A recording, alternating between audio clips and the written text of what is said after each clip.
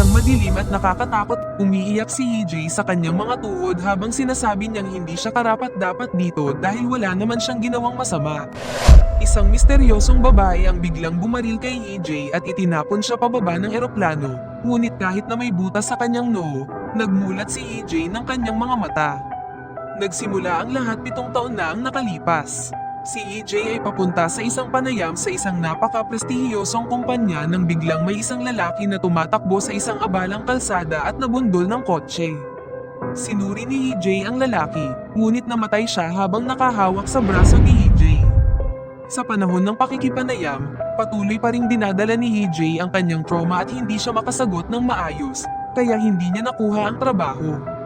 Dahil nabigo siyang makakuha ng trabaho, nagtapos si EJ na may malaking utang sa estudyante, kaya kailangan niyang magsimula ng mga mababang trabaho tulad ng delivery guy at waiter. Hindi siya matutulungan ng kanyang pamilya dahil patay na ang kanyang ama at ang kanyang ina ay janitor na maraming sakripisyo para mabigyan siya ng magandang edukasyon. Hindi tumitigil si EJ sa pagpapadala ng mga resume sa iba't ibang kumpanya, ngunit paulit-ulit siyang nabigo sa paghahanap ng full-time na trabaho. Pagkatapos ng 7 taon ng pagtatrabaho sa part-time na mga trabaho, sa wakas ay nakakuha si EJ ng panayam sa isang malaking kumpanya muli. Ang tagapanayam na si Teo ay humanga sa kanyang resume at umalis si EJ sa pulong na may mataas na pag-asa.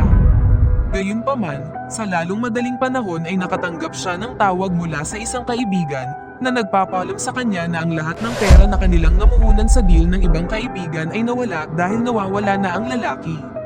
Si EJ ay nagmamadaling pumunta sa apartment ng kanyang kaibigan at nagsimulang kumatok sa pinto, ngunit walang sumasagot. Dahil iyon ang lahat ng kanyang ipon, nagalit si EJ at nagsimulang hamampes sa pinto gamit ang isang fire extinguisher hanggang sa mapaluhod siya dahil sa pagkasira ng kanyang emosyon. Ilang sandali pa, napunta siya sa istasyon ng pulisya dahil sa pagsira ng ari-arian, kaya nagtanong si EJ sa mga pulis na arestuhin ang kanyang kaibigan. Gayunpaman, wala silang magagawa dahil ang pamumuhunan sa isang negosyong nabigo ay hindi ilegal. Sa gabi, pinuntahan ni EJ ang kanyang kasintahan na si Jisoo, na lumabas sa kotse kasama ang isang lalaki na nagbibigay sa kanya ng mga bulaklak. Nang makaalis na ang lalaki, nilapitan siya ni EJ na naamoy agad na nakainom siya. Binanggit niya na hindi siya nakakakuha ng maraming trabaho ngayong buwan at binigyan siya ng isang sobra, ngunit iniisip niya ito bilang kawang gawa at napagtanto na siya ay naging pasanin. Sa pag-aakalang hindi mapapangalagaan ang kanilang relasyon, nakipaghiwalay si EJ sa kanya. Ilang sandali pa, pumunta si EJ sa kanyang apartment para lamang matuklasan na sinipa siya ng may-ari at iniingatan niya ang deposito para makabawi sa overdone na upa. Ang lahat ng mga gamit ni EJ ay naiwan sa labas sa ilalim ng ulan, kaya kailangan niyang ilipat ang mga bagay hanggat maaari upang maprotektahan ang mga ito. Nakalulungkot na walang gaanong silid, at pagdating ng umaga, nawala ang marami sa kanyang mga gamit. Pagkatapos magpalipas ng gabing natutulog sa lupa, nakatanggap si EJ ng mensahe mula sa kumpanya na nagsasabing bagsak siya sa kanyang interview. Pagkatapos magkaroon ng isa pang breakdown, nagpasya si EJ na sapat na siya at nag-alis sa gitna ng lungsod, hindi pinapansin ang tawag ng kanyang ina. Ang kadiliman ay tumagal ng ilang segundo, at pagkatapos ay natuklasan ni EJ na siya ay nasa isang pribadong eroplano. Kapag tinitingnan niya ang kanyang refleksyon, nababaliw siya dahil nagbago ang kanyang mukha, at doon napansin niya ang misteryosong ginang na nakaupo malapit sa kanya. Nasa kamay ng ginang ang liham ng palm, ngunit mahiwagang sinunog niya ito bago hinubad ang kanyang shades, na nagpapakita ng maliwanag na pulang mata. Biglang dinala si EJ sa isang nakakatakot na silid na may mataas na tore sa gitna ng isang pulang dagat at mga demonyong sinusubukang umakyat. Ipinahayag ng ginang na siya si kamatayan at dinala niya si EJ rito upang parusahan siya dahil sa kanyang ginawang panunuya. Hinawakan niya ito sa leeg at itinapon sa gilid, kaya sinubukan siyang sunggaban ng mga halimaw habang siya ay nahuhulog. Maraming mga nilalang ang naghihintay sa kanya sa tubig, ngunit nang siya ay nabangga, nagising siya na nakaharap muli sa eroplano.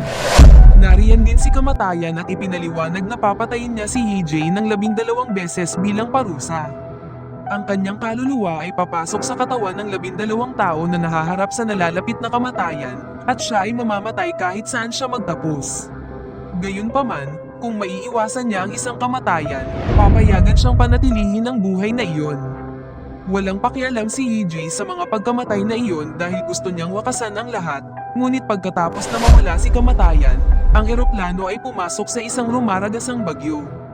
Walang kamalay-malay na nataranta, isinuot ni EJ ang life jacket at ikinabot ang kanyang seatbelt habang dumating ang flight attendant upang sabihin sa kanya na may kaguluhan lang. Pagkatapos ng ilang minutong pagyanig, ang eroplano ay naging matatag at hinayaan ng attendant si EJ na mag-isa. Nalilito pa rin, si EJ ay nagsimulang tumingin sa paligid at napagtanto na siya ay nasa katawan ng isang napakayamang tao. Biglang pumasok sa kanyang isipan ng isang kumikinang na bato na nagpapalam sa kanya ng mga detalye ng taong kanyang aakuin. Ang lalaking ito ay ang CEO ng mahalagang kumpanyang pinag-applyan ni EJ at naging mayaman siya sa buong buhay niya. Si Teo ang kanyang nakatatandang kapatid at sila ay nagpaligsahan mula noong sila ay mga bata sa lahat ng bagay, kasama na kung sino ang mamumuno sa kumpanya. Ang lahat ng kanyang pagsusumikap ay nagbigay daan sa kanya upang makuha ang pagsang-ayon ng kanyang ama at kalaunan ay napili siyang maging bagong CEO. Si EJ ay labis na nasisiyahan sa pamumuhay na ito at nagpasya na gusto niyang panatilihin ito, ngunit sa sandaling iyon, pumutok ang isang makina.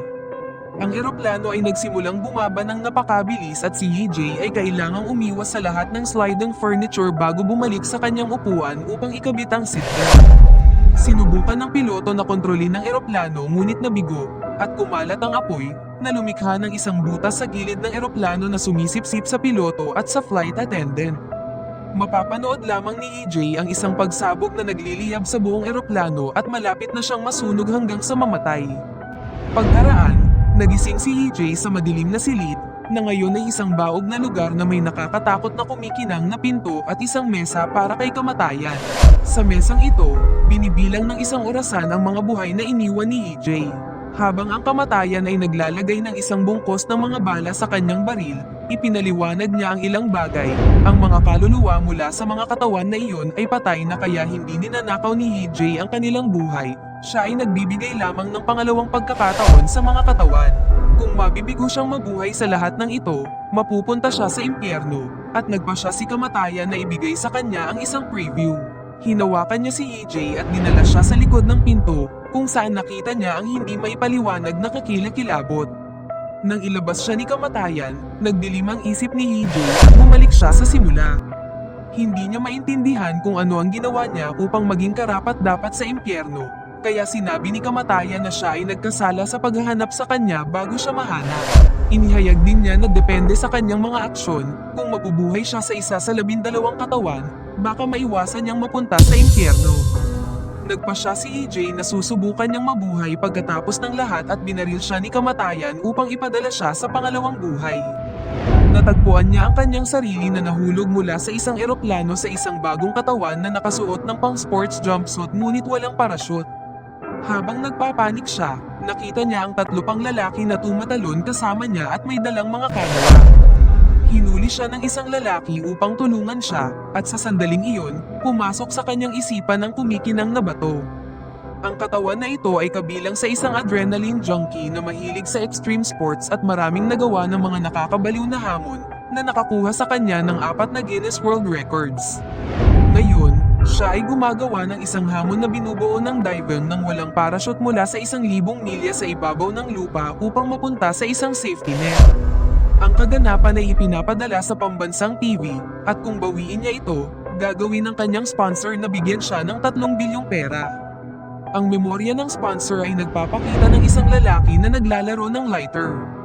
Ang ideya ng gayong pera ay nagudyok kay EJ na kumpletuhin ang hamon, kaya itinulak niya ang katulong palayo at nagsimulang bumagsak ng napakabilis. Nawala sa katawan ang orihinal na kaluluwa ngunit pinanatili ang mga kakayahan, kaya nakakaramdam ng tiwala si EJ at nasa sabik pa. Nang sa wakas ay nakarating na siya sa kanyang destinasyon, na-miss niya ang lambat at damapo sa lupa, kagad namatay. Si EJ ay muling lumitaw sa madilim na silid, na nagsasabing hindi makatarong ang ituring na isang makasalanan kasi wala naman siyang sinaktan noong nag-self-delete siya. Tinawag siyang makasarili ni kamatayan dahil hindi niya masabi na nakasakit siya ng mga tao, at pinagbabaril siya upang ipadala siya sa ikatlong buhay.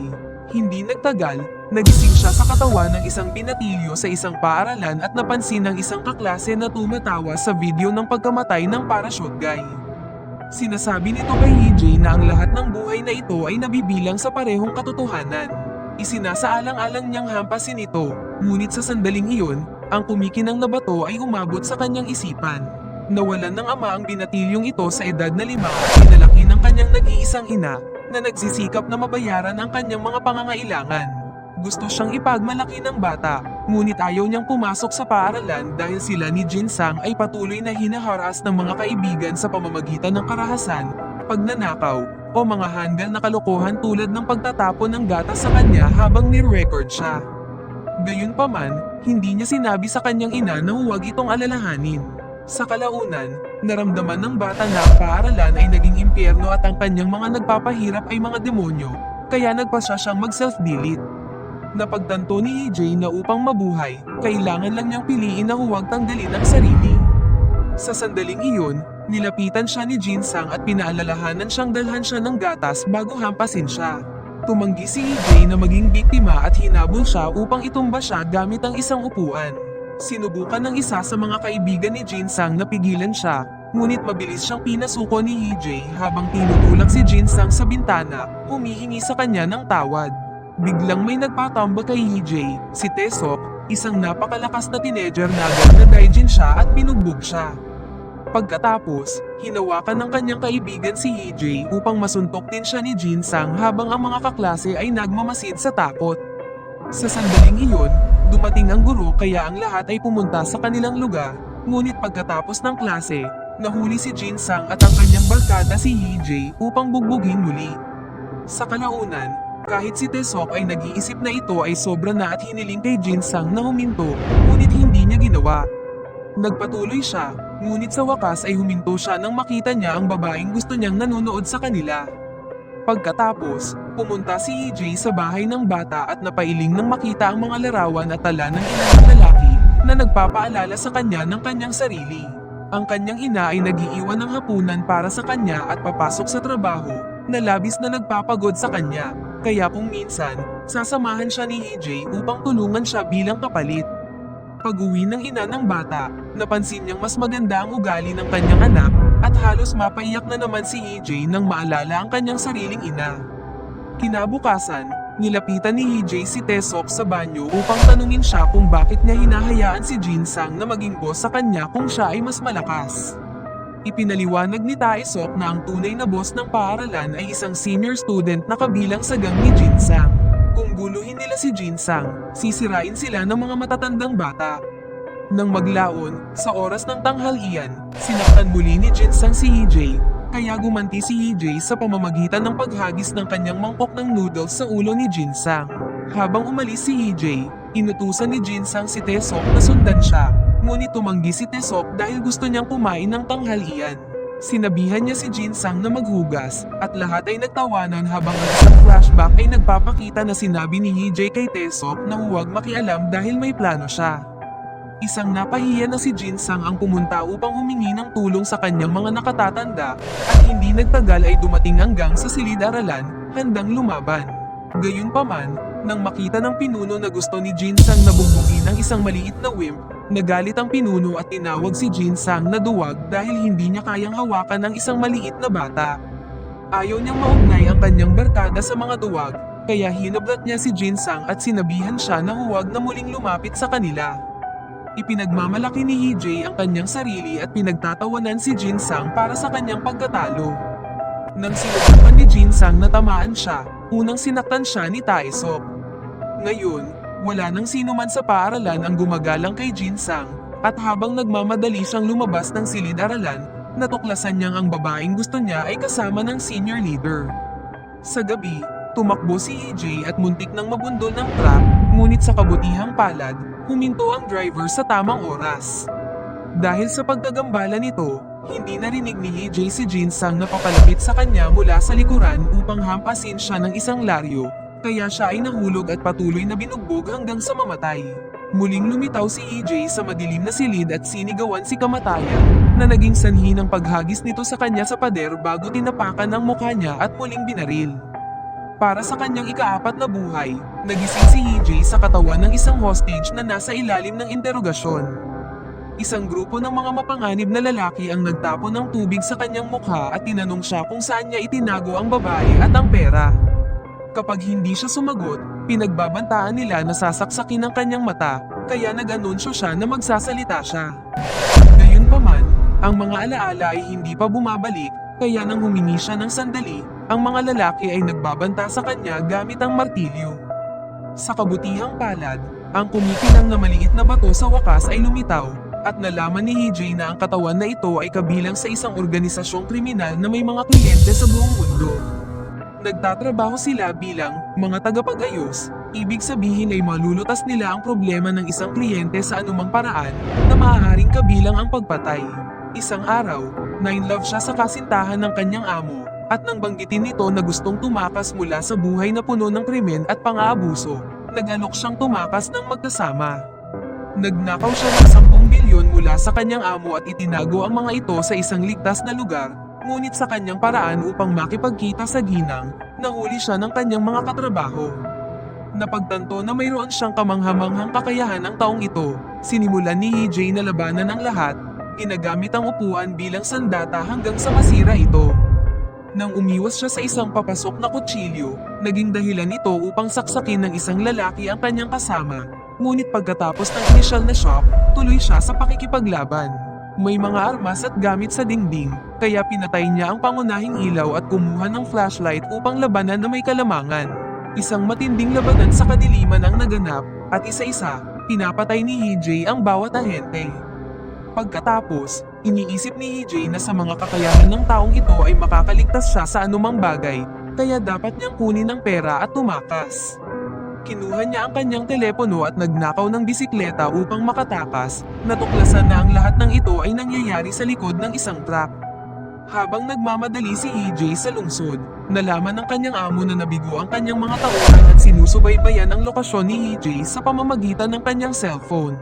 Ang lokasyong iyon ay ipapadala sa lahat ng mga mangangaso sa lugar na nangangako ng isang makatas na gantimpala kung manguhuli si EJ. Di nagtagal, nagsimula ang paghabol sa tulay ng lungsod at pinaputukan ng mga ahente si EJ na umiwas sa lahat at nagtatago sa likod ng isang truck. Nang magawa niyang lumitaw sa likod ng mga sasakyan ng mga ahente, ginamit niya ang bisikleta upang i-disarm ang isang lalaki, pagkatapos ay nagsimula siyang magmaneho na parang baliw. Namimiss ng ibang mangangaso ang kanyang mga putok at sa halip ay tumama sa mga kotse na nagdulot ng maraming pag-crash. Ang truck na nakahuli sa kanya ay nagpapakita rin at sinusubukang harangan ng tulay, ngunit ang mga kotse ay bumangga laban dito at nagdulot ng pagsabog na simpleng tumalon si EJ. Pagkatapos umalis sa tulay, isang bungkos ng mga bisikleta at isang sasakyan ng pulis ang nagsimulang humabol din sa kanya. Nang malapit na siyang makarating sa isang mapanganib na daan, si EJ ay bumilis at nagdulot ng isang grupo ng mga sasakyan na bumagsak, nakaharang sa daan para sa pulis at ilang bisikleta. May ilang bikers pa rin na sumusunod sa kanya at mas maraming kaaway na sasakyan ang humaharang sa mga lansangan, kaya pumasok si EJ sa isang mall at binilisan ang takbo hanggang sa nasa gitna na siya, napapalibutan ng mga kalaban. Sa sandaling iyon, napansin niya ang isang elevator, kaya pumasok siya sa loob at isinara ang pinto kaagad para hindi siya matamaan ng isa pang bike. Pagdating niya sa bubong, tumalon siya ng malaki at dumapo sa isang party pool kung saan huminto sa pagtatrabaho ang kanyang telepono. Ngayon, hindi na siya matutunto ng kalaban. Pagkatapos, pumunta si EJ upang makipagkita sa babae sa pier. Agad niya itong niyakap at naramdaman ni EJ kung gaano siya kamahal ng lalaki. Sinabi sa kanya ni EJ kung saan ang pera upang sila ay magtungo doon, ngunit bigla na lamang siyang nabaril na inilalantad na ito ang kanyang plano sa lahat ng panahon. Muli, nagising si EJ sa madilim na silid, nakitang pinagtatawanan siya ni kamatayan. Gayunpaman, hindi siya nag-abala dahil hindi niya ipinigay sa babae ang eksaktong lokasyon ng pera, kaya plano niyang kunin ito sa susunod niyang buhay. Nang barilin siya ni kamatayan, ang ikalimang buhay ni EJ ay nagsimula sa juvie. Siya ay nasa isang maliit na selda at hindi niya maiwasang matakot, ngunit sa kabutihang palad, may dumating na gwardya upang dalhin siya sa kanyang tunay na selda. Sa kanilang pagpunta doon, ang iba pang mga bilanggo ay naghagis ng bola laban sa eskrima bilang isang banta, kahit na nakakatakot na nakatingin sa kanya. Sa selda, natuklasan niyang mayroon siyang mga kasama sa selda at nalaman na siya ay ilalabas sa loob ng 4 na araw. Sinabi rin sa kanya na ang isang psychopathic killer ay nananatili sa selda kasama nila at napansin ni EJ ang lahat ng takot na sining at mga aklat tungkol sa psychopathic na pagsusuri sa mga istante. Sa sandaling iyon, ang psychopathic na mamamatay tao ay ibinalik at si EJ ay nabigla sa kanyang nakita. Ito ay si Jin-sang. Sa pag-alala sa kanyang nakaraang pagkamatay, sinimulan siyang bugbugin ni EJ, ngunit kagad na hinayla siya ng iba pang mga bilanggo palayo. Sa sandaling iyon, ang kumikinang na pebble sa wakas ay pumasok sa kanyang isip at nalaman ni EJ na ang katawan ay kabilang sa isang MMA fighter. Nagkaproblema ang pamilya ng lalaki sa isang gang at mabilis na kailangan ng pera, kaya tinanggap niya ang isang deal. Kinuha niya ang pagkahulog para sa isang hit and run at makakakuha siya ng gantimpala na 200 milyon pagkatapos ng paglilitis. Dahil siya ay 18, minor de edad pa siya sa Korea, kaya ang plano ay mabilis siyang mapalaya sa proboscion. Habang nakikipag-deal sa abogado, pinapanood sila ng isang lalaki mula sa anino habang naglalaro ng lighter. Ang lalaki ay nag-turn in ng fake confession, ngunit sa kasamaang palad, sa panahon ng paglilitis, ang babaeng tinamaan ay namatay, kaya hinatulan siya ng hukom ng 2 taong pagkakakulong para sa pagpatay ng tao. Nang maglaon, nang bisitahin siya ng abogado sa bilangguan, humingi ang lalaki ng 2 bilyon para manahimik o sasabihin niya sa pulis ang lahat. Ang isa pang alaala ay nagpapakita kay EJ ng pagdating ni Jin-sang at kung paano niya sinabi ang isang grupo ng mga takot ngunit mga paipang bagay na para bang nagpapanggap siyang psychopath para takutin ang iba at makuha ang kontrol. Sa kasalukuyan, si EJ ay nagsimulang tumawa nang mapagtanto niyang si Jin-sang ay hindi isang psychopath, nandito siya dahil pinatay niya ang isang high school boy. Sinimulan ni EJ na sampailan si Jin-sang habang tinatawag siya sa harap ng iba na sinasabi sa kanila ang katotohanan. Masyadong natatakot si Jin-sang na tanggihan ito at binugbog siya ng iba pang mga kasama sa selda para sa paghihiganti. Kapag nakakuha sila ng oras sa likod bahay, ang ibang mga bilanggo ay nagsimulang mangabala kay Jin-sang na labis na kasiya siya para kay EJ. Mamaya, ang grupo ay may mga aralin sa karpintero at isang bilanggo ang bumaril ng tala mula sa kanyang lag-ari kay EJ na umiiwas sa tamang oras. Ang talam ay nagtatapos sa pagtalbog sa dingding at sa halip ay pumatay ng isa pang lalaki. Sumigaw si EJ para humingi ng tulong at matapos kunin ng mga gwardya ang nasugatang lalaki, lahat ng iba pang mga bilanggo ay kumuha ng ilang gamit habang sinasabi kay EJ na gusto ng abogado na patayin siya. Agad na tumakbo palabas si Ji-young sa takot bago naganap ang away, at nasiyahan si EJ sa kahanga-hangang MMA fighting skills ng katawan. Sa mabilis at tumpak ng mga welga, kinakalaban niya ang lahat ng mga bilanggo ng sabay-sabay. Kumakatok pababa sila ng paisa-isa gamit ang kombinasyon ng pagsuntok, pagsipa, at paggamit ng anumang bagay sa silid.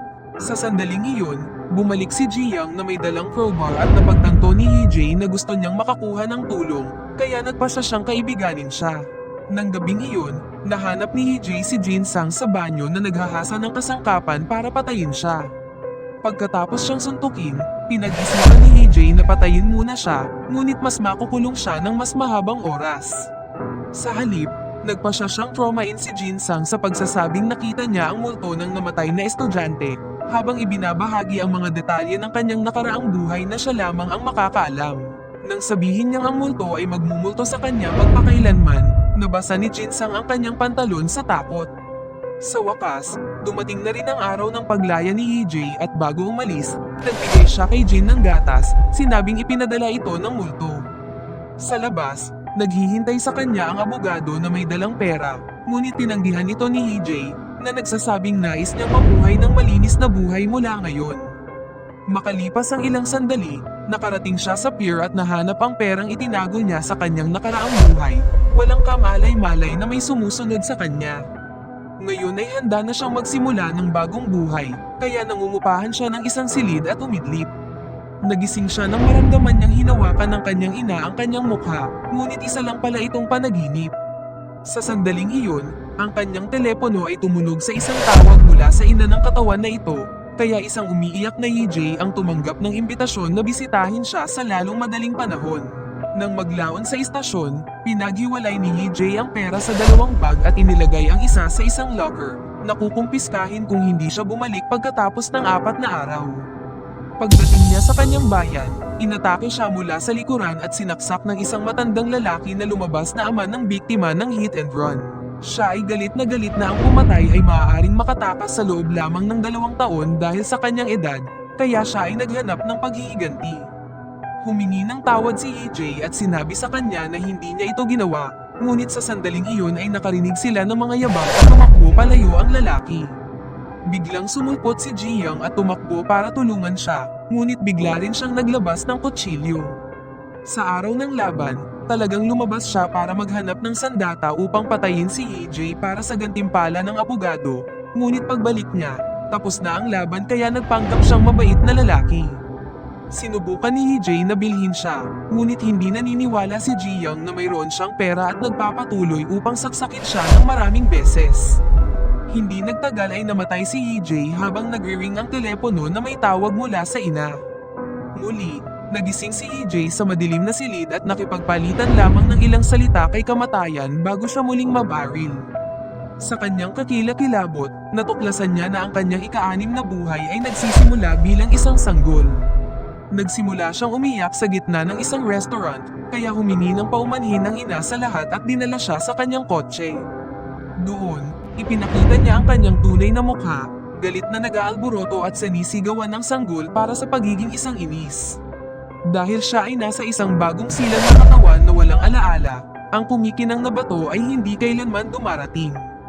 Dinala ng ina ang sanggol sa kanyang tahanan at walang ingat na inihagis sa sopa, kung saan marahan siyang binuhat ng ama.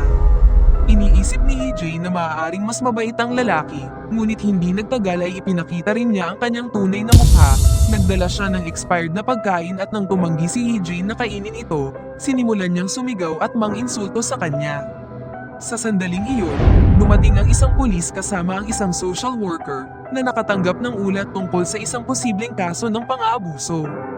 Pumasok sila sa loob at sinubukang tingnan ang katawan ng sanggol, ngunit pinutol sila ng ama upang ipakita sa kanila ang kanyang business card na nagpapatunay na isa rin siyang social worker para sa child welfare.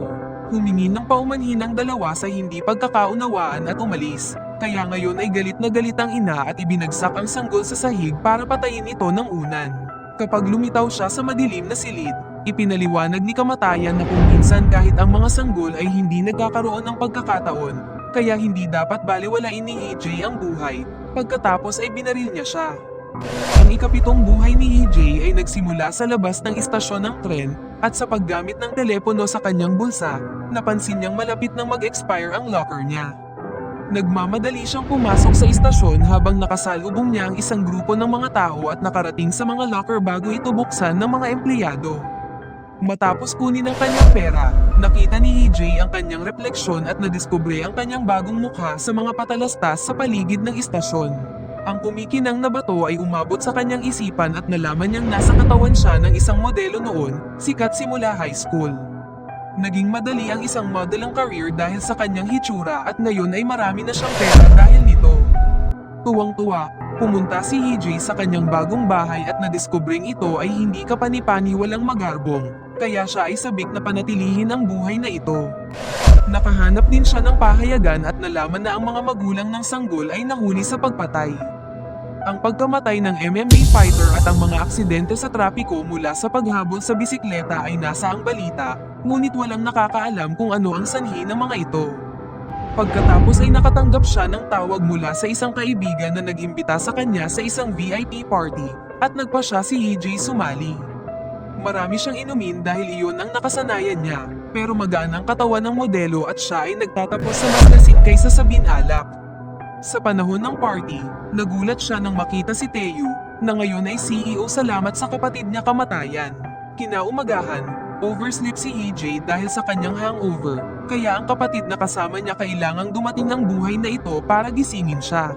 Mamaya sa cafe, dumating ang lalaking nakita niya noong isang araw na may dalang mga bulaklak babae at isang maliit na batang babae na tumatawag kay Jisoo na auntie. Pakiramdam na tulala, napagtanto ni EJ na kapatid ito ni Jisoo at nagpas siyang manatili bubukas ng cafe buong linggo para lang sa kanya.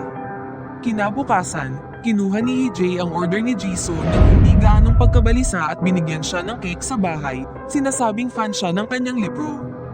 Nagpapanggap din siyang may ideya siya para sa isang kwento na nagsasabi sa kanya tungkol sa Lady Death at sa lahat ng buhay pinagdadaanan niya na parang nangyayari sa karakter.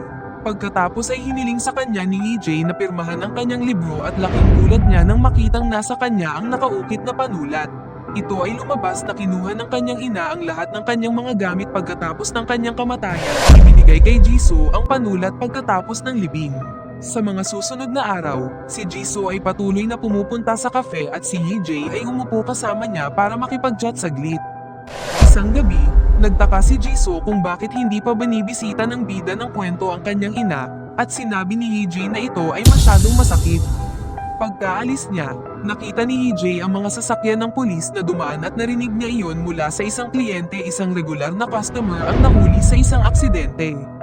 Sa pag-aakalang ang pinakamasama, si EJ ay tumakbo sa kalye at sumisigaw kapag nakita niya ang dugo sa kalye, kaya kailangang pigilan siya ng mga pulis. Sa sandaling iyon ay nakita ni EJ si Jisoo sa gitna ng karamihan at huminahon. Nilapitan siya ni Jisoo upang pasalamatan siya sa labis na pag-aalaga at pagbabahagi na ganoon din ang naramdaman niya nang makatanggap siya ng tawag tungkol sa pagkamatay ng kanyang kasintahan hanggang sa puntong nagkaroon siya ng breakdown reception ng ospital. Kinabukasan, binisita ni Jisoo ang pahingahan ni EJ at umiiyak habang sinasabi niyang namimiss niya siya na nakikita mula sa malayo ni EJ. Pagkaalis niya, naglakas loob si EJ na lapitan ang sarili niyang alaala, ngunit bigla na lang siyang nakabangga sa kanyang ina. Nagkukunwaring nandito siya para sa ibang tao, umalis si EJ sa silid, hindi nang ahas na magsalita sa kanya. Pinagmamasdan niya mula sa malayo at nakita niyang nililinis nito ang memorial bago tumakbo sa banyo. Sumisigaw ang puso niya. Nang hindi makayanan, tumakbo si EJ sa labas at nagkaroon ng breakdown. Nang maglaon, sumulat si EJ sa kanyang ina na nagpapanggap bilang isang kaibigan, na sinasabi na si EJ ay nag-iwan sa kanya ng pera pagkatapos ng kanyang kamatayan. Pumunta siya sa kanyang lumang bahay at iniwan ang sulat kasama ang bag ng pera mula sa kanyang kabilang buhay. Mabilis na tumakbo palayo matapos makita ang kanyang mga lumang larawan. Sa kalye, biglang nahulog ang isang karatula mula sa mga bisagra nito at bumagsak kay EJ. Agad na pinatay siya, ngunit ito ay naging isang panaginip lamang. Kinabukasan, pagkatapos ng isa pang hapon ng pakikipag-chat kay Jisoo, inaalok ni EJ na ihatid siya pa uwi. Inaalala ang mga panahong magkahawak kamay silang naglalakad. Dahil sa labis na emosyon, sa wakas ay ipinagtapat ni EJ ang buong katotohanan sa kanya habang ilang flashback ang nagpakita kung paano siya pinagtatawanan ng mga katrabaho ni Jisoo sa opisina dahil sa pakikipag-date niya sa isang waiter. Gayunpaman, ipinakilala ni Jisoo si EJ ng buong pagmamalaki sa kanila, hindi hinahayaan silang insultuhan ang kanilang relasyon.